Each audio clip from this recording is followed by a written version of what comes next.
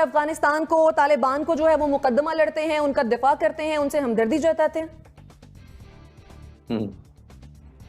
समझ नहीं आ रही है। हम तो फैसिलिटेटर थे इस बातचीत के। हमने तो अमेरिका और तालिबान की सुलह कराई थी। मुझे तो नहीं समझ आ रही क्या नैरेटिव बता। मेरा मतलब है कि जब वो अमेरिका हमारे पाँव में पड़ के हमें कह रहा था कि तालिबान से सुलह कराएं, तो हमने अमेरिका से एज अ न्यूक्लियर और एज अ सोवरन और एज अ पावरफुल स्टेट ये बात भी ना की कि अगर हम आपका ये काम करेंगे तो आप आइंदा हमारे साथ ऐसे नहीं करेंगे। हमने मुफ्त में ही सारी, मेरा मतलब है, फैसिलिटेशन और रेटिफिकेशन और सब कुछ मुफ्त में करके, जी हजूरी करके, तो आज जब वो आंख दिखा रहे हैं तो हम कह रहे हैं हम बड़े सोवरेन स्टेट है। ये महीना पहले तक हम उनके फौजियों को किराए यहाँ पे लाकर अपने होटलों में ठहरा कर कह रहे थे कि हम उनकी बड़ी मदद कर रहे हैं, वो बड़े शुक्रगुजार हैं, और आज जब उनकी सेनेट में हमारी बेइज्जती की जा रही है तो आप हमें बता रहे हैं हम बड़े सोवरेन स्टेट हैं। ये क्या डिप्लोमेसी है कि हमने उनकी जी हजूरी कर करके उनको वहां से निकालने में मदद की, उनको सारा किया, जाकर वो हमें ऐसे जूतियां मारे जैसे हम उनके किराएदार हैं। हमने 10 साल में उनके साथ बेवफाई के अलावा किया ही कुछ नहीं है।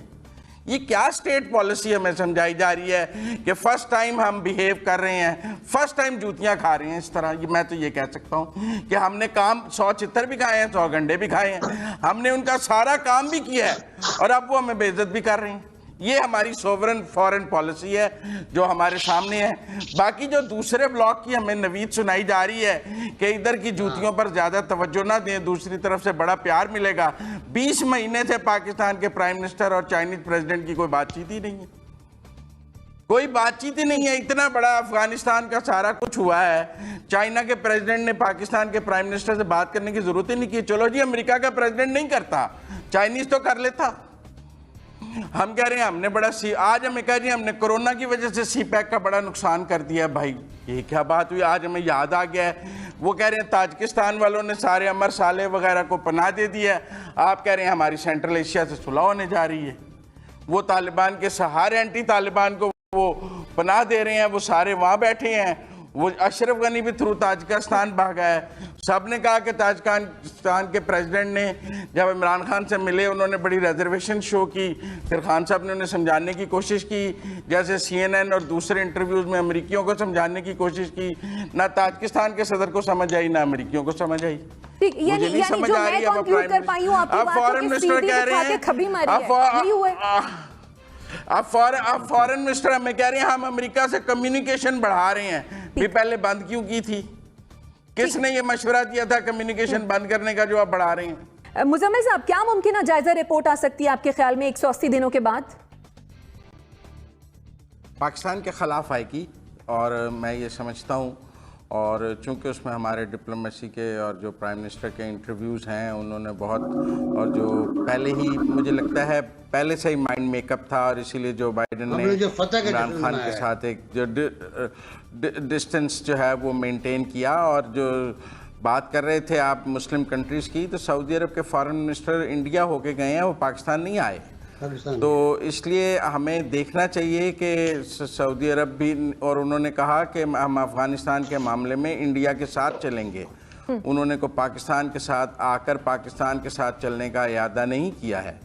और चाइना हमसे कितना खुश है, क्योंकि हम, अगर हमारा सारा नैरेटिव ये है कि अगर अमेरिका ने हमें डंप कर दिया तो हम चीन के साथ हैं, तो ये बात भी देखने वाली है कि चीन हमसे कितना खुश है। चीन के साथ हमने गुज़श्ता 3 साल में क्या सलूक किया है। जब हम अमेरिकन फैसिलिटेशन के लिए अमेरिकन ब्लॉक में गए तो हमने चीन को किस तरह डंप किया, CPEC को किस तरह डंप किया, वहाँ किसको बिठाए रखा जिसने उसको किस तरह डंप किया, और उसके इकोनॉमिक इंटरेस्ट किस मुल्क के साथ थे और वो मुल्क चीन के साथ क्या करना चाहता था। इन सब की पाकिस्तान में भी कोई जायजा रिपोर्ट बननी चाहिए। बिल्कुल उस्मान साहब, ये बिल जो है ये सारे का सारा रिजल्ट है इंडियन लॉबी का। मुझे लगता है जिस तरह ये बिल भी किसी इंडियन ने शायद लिखा है।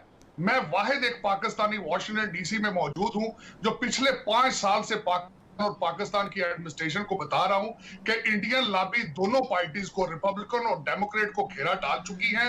और पाकिस्तान के लिए आज भी और आने वाले दिनों में भी इंडियन लॉबी जो है वो वॉशिंगटन DC में सबसे बड़ा खतरा है। और ये बिल उसके अभी ट्रेलर है, ये एक हॉरर मूवी का ट्रेलर चल रहा है और इसके 22 के 22 सेनेटर रिपब्लिकन है। लेकिन इसकी टाइमिंग देखें, मोदी साहब अभी अपनी कैंपेन पाकिस्तान के खिलाफ एक पूरा शो करके गए हैं। उससे पहले इनकी अपॉइंटमेंट्स देखें व्हाइट हाउस में इंडियंस की। इस वक्त मैं यहां तक देखता हूं कि बल्कि एडमिनिस्ट्रेशन, बाइडेन एडमिनिस्ट्रेशन खुद एक हॉस्टेज की तरह बन चुकी है, क्योंकि उनके आसपास इंडियन लॉबी का घेरा है। और दूसरी तरफ आपने पाकिस्तानी डायस्पोरा की बात की, वी आर कंप्लीटली फेल्ड। हम यहाँ पे पीटीआई और नून लीग में बिजी हैं। हमारा बिल्कुल कोई तवज्जो रिपब्लिकन और डेमोक्रेट पार्टी वाली साइड पे नहीं है, जो कि होनी चाहिए।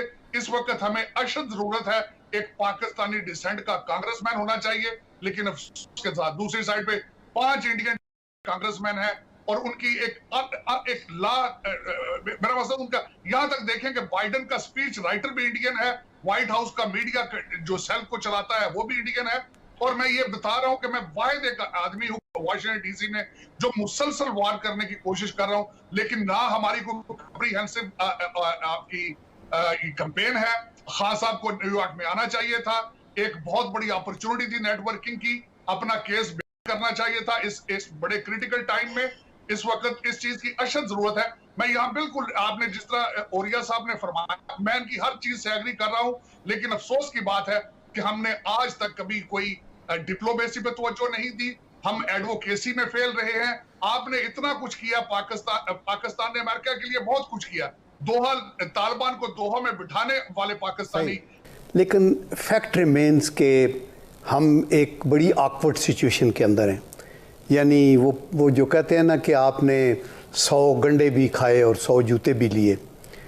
आपकी सारी कोशिशों के बावजूद अगर सिचुएशन ये है कि इस तरह के बिल में एक दुनिया की ऐसा मुल्क जो 5वां 6ठा बड़ा मुल्क आबादी के लिहाज से, जो पिवटल है, जो स्ट्रेटेजिक लोकेशन है उसकी, जो न्यूक्लियर पावर है, जो आपका एलाई रहा है, ठीक है ना, जिसने आपकी हर स्टेज के ऊपर अपने बंदे मरवाए, अपनी इकानमी को तबाह किया, येट अगर हम इस स्टेज पे हैं तो ये सारा कसूर उनका भी नहीं है। मैं कहता हूँ कि वो तारड़ साहब जो कह रहे हैं ना, वो ठीक कह रहे हैं।